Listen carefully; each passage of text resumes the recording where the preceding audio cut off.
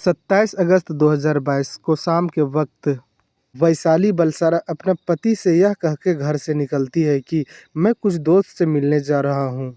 उसका पति भी जाने को कह देता है, इसलिए कि वैशाली बलसारा एक सिंगर थी और वह अपने काम से कहीं कहीं जाती रहती थी। और इसमें उसका पति का भी पता था कि कहीं कहीं इसका काम पड़ता है और यह वैशाली अपना काम से जाती रहती है।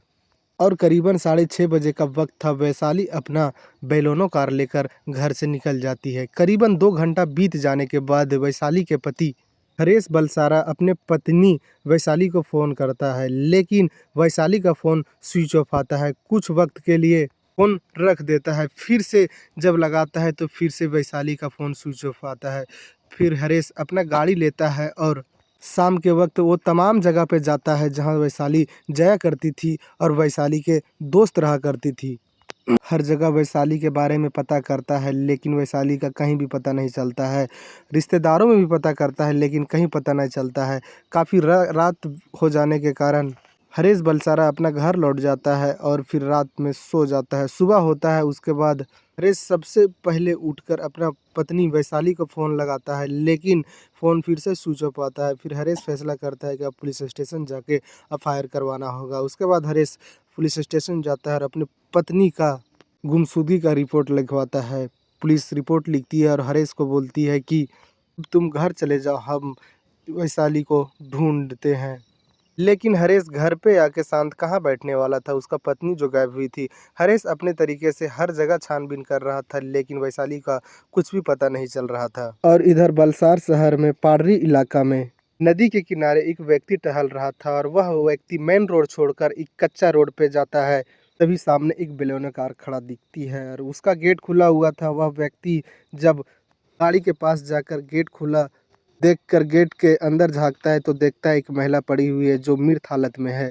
फिर वह व्यक्ति कुछ लोगों को आवाज़ देता है, फिर वहाँ काफ़ी लोग इकट्ठा होते हैं और उसी के बीच में से एक वलसार पुलिस को फ़ोन करता है। वलसार पुलिस तुरंत उस जगह पे पहुँचती है और देखती है कि एक महिला पड़ी हुई है गाड़ी में।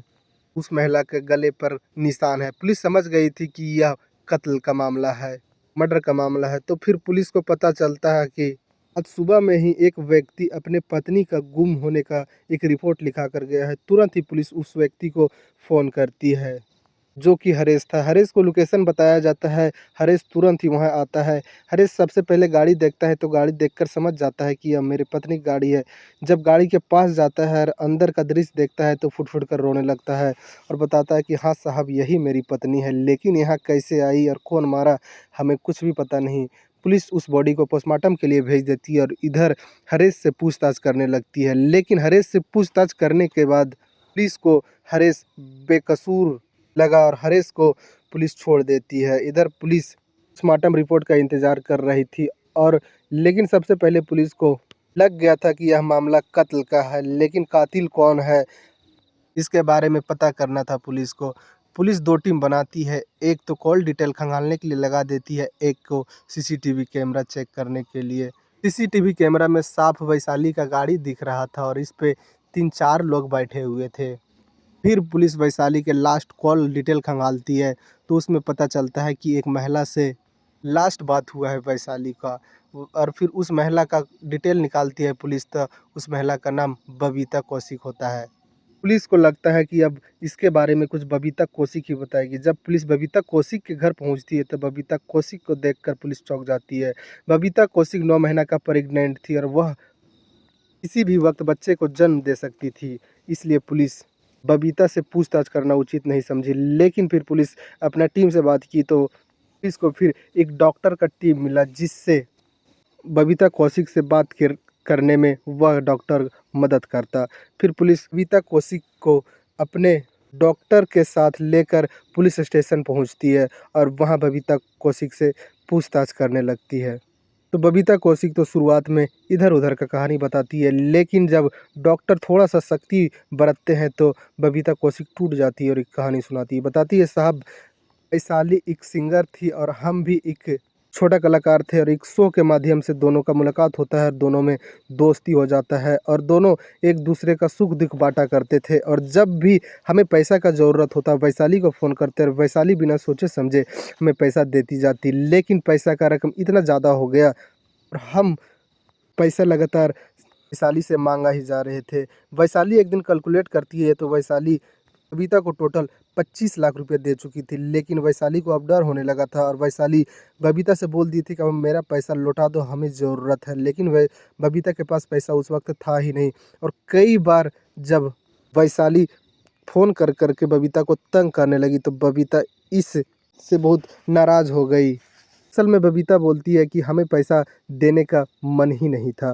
फिर बबीता एक प्लानिंग बनाती है कि क्यों ना इसका कुछ रास्ता निकाला जाए। बबीता के कई सारे फेसबुक फ्रेंड थे और बबीता यह बात को अपने फ्रेंड में शेयर करती है। उसका फ्रेंड में 2 व्यक्ति था जो बोलता है कि इसका समाधान है मेरे पास, क्यों ना वैशाली को हमेशा के लिए रास्ता से ही हटा दिया जाए।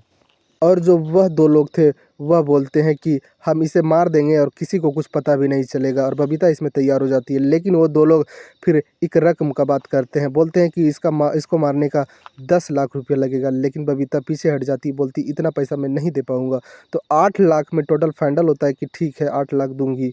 तो वो दोनों लोग तैयार हो जाते हैं वैशाली को मारने के लिए और एक टाइम रखा जाता है वही 27 अगस्त को। और ये दोनों लोग में से एक का नाम सुखविंदर सिंह था और एक का नाम त्रिलोक सिंह था। 27 अगस्त को यही बलसार में गोल्डन फैक्ट्री खाली पड़ा हुआ था, वहीं बबीता अपना दोस्त वैशाली को बुलाती है। वैशाली भी एक फ़ोन पर बबीता बताए हुए जगह पर पहुंच जाती। असल में बबीता के हर बात को वैशाली माना करती। कहीं भी बबीता बुलाती बिना सोचे समझे और बिना अपना पति के बताए बबीता के पास चली जाती। इतना लगाव था दोनों में। बबीता के बात पर फिर से वैशाली गोल्डन फैक्ट्री पहुंच जाती है। लेकिन दोनों में बात हुआ था कि आज हम कुछ रकम वैशाली तुमको देंगे।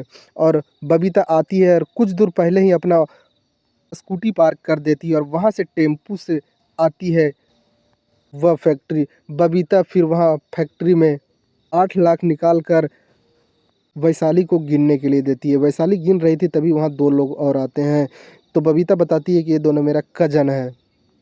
फिर जब पैसा गिना हो जाता है तो बबीता बोलती है कि क्यों ना हम लोग को थोड़ा दूर छोड़ दो, फिर वहाँ से गाड़ी पकड़ के निकल जाएंगे। वैशाली बिना सोचे समझे तीनों लोग को बिठाती है और खुद भी बैठती है। और वहीं नदी के किनारे जब सुनसान देखा जाता है तो क्लोरोफॉर्म सुंघा कर वैशाली को बेहोश किया जाता है। उसके बाद गला दबाकर उसको मार दिया जाता है और वहाँ से मौके पर बबीता और सुखविंदर त्रिलोक सारे लोग फरार हो जाते हैं। जब यह बात ओपन होता है और हरेश को पूछा जाता है कि क्या तुम्हें 25 लाख के बारे में पता था कि तुम्हारी पत्नी बबीता को दे रखी है। तो हरेश बताता है कि हमें कुछ भी नहीं पता है कि मेरी पत्नी यहाँ पैसा दे रखी थी से। पुलिस फिर चार्जशीट तैयार करती है और मामले को कोर्ट में भेज देती है।